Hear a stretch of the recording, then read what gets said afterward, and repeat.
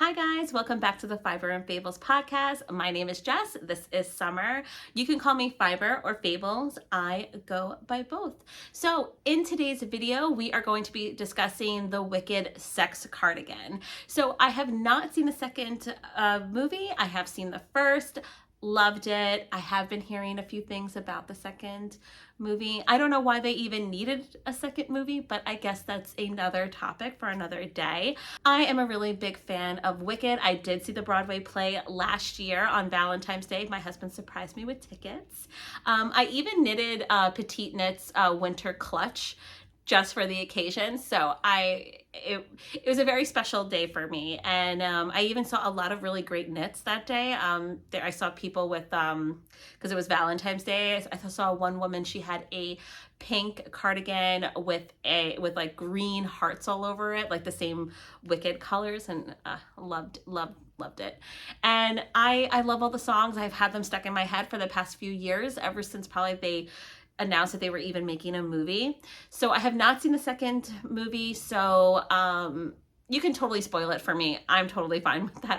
I know what happens. I'm kind of waiting for it to go on Peacock. I have two kids. I don't really have much time to go into a theater, so kind of waiting for it to come out on streaming. So today we're going to be talking about the Sex Cardigan, and just to give a little bit of background on it, in case you're not familiar with the movie or the play, and I don't want to spoil, I'm not going to spoil it for anybody, but basically the main character, Elphaba, who is the Wicked Witch, she finds herself, this is the second half of the play as well, she finds herself in sort of ostracized, and she is out into the woods, and she's kind of left to fend for herself. And when she wears this garment, she is about to meet the love of her life. And so that's why it is dubbed the Sex Cardigan. I think you can fill in the rest of what I'm saying here. I think we're all adults here. So this cardigan, and it is also used in the play. From what I remember, it was black. It was just sort of like a black, I would guess like a long relaxed fit cardigan.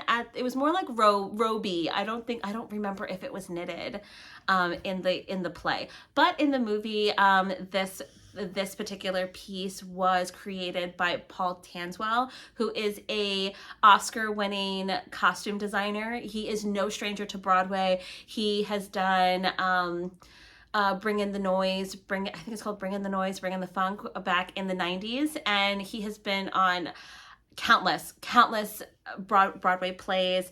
He even did the costume design for Steven Spielberg, West Side Story. And also a little play, I don't know if you've heard of it, Hamilton. So he is very familiar with costume design. And this particular piece, when he was asked about it, I think he kind of blushed when Refinery 29 asked him about the Sex Cardigan. He kind of was like, oh, if that's what you want to call it.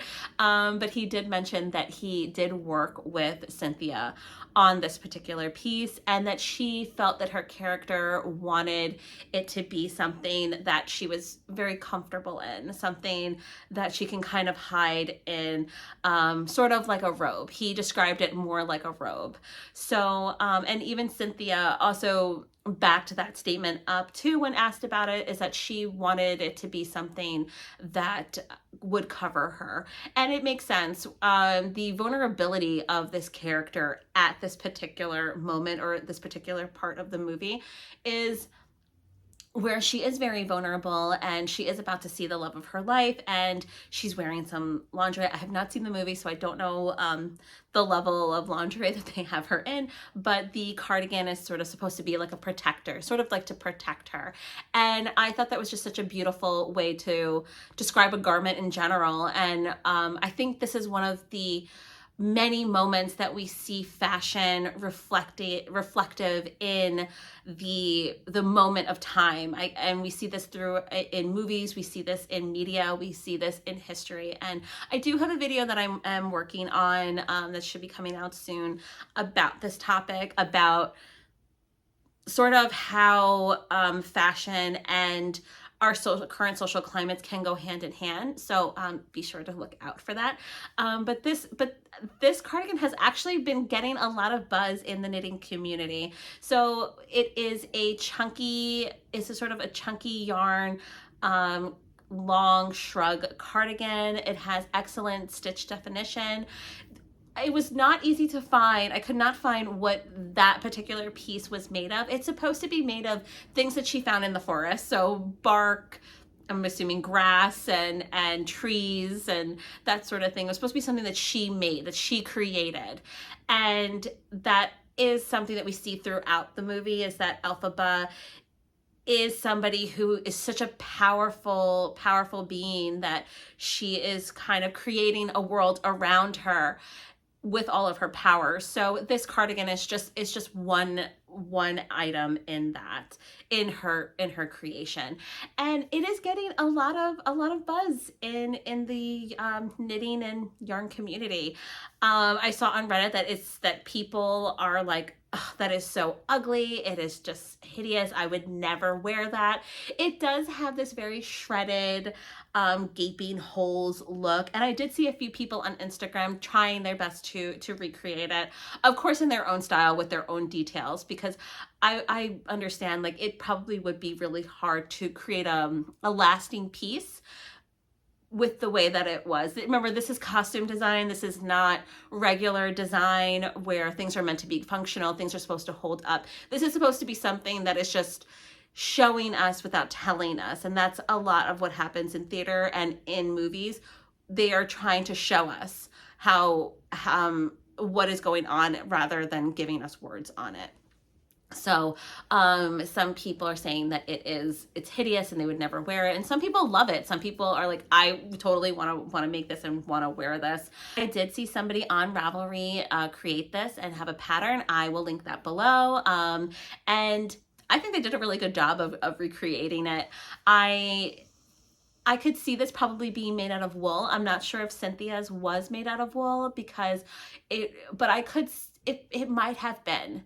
It might have been. I would be also really curious to see what knitter made that, and if it was made from a pattern or if Paul Tanswell just sort of sketched something out and then just asked somebody to figure it out or create it. Or I'm actually not sure if Paul Tanswell does write knitting patterns. I doubt it, just because of he probably has more of a sewing skill set. So I would really like to hear more about this, but unfortunately I don't have connections to Paul Tanswell. So personally, I don't think I'm going to be knitting this or creating it. Personally, I think that a lot of people probably have something very similar in their closet. You probably have knitted a long shrug cardigan before. I also don't even know if this would be considered a cardigan. I would probably describe it more as a shrug. It's supposed to have that robe sort of effect. So I'm not really sure. What do you guys think? Would you wear this? Would you knit this? I could see that somebody would maybe that people would knit this, but maybe not so have like those big gaping holes, just because how would it be washed? Like, you definitely wouldn't machine wash it. You probably would hand wash it.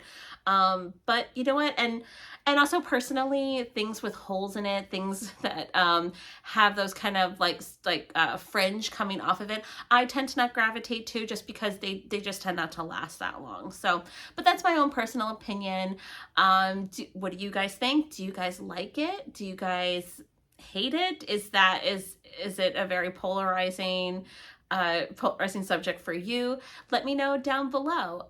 Please like, share, please leave a comment below on what you think, and follow me on all my social media.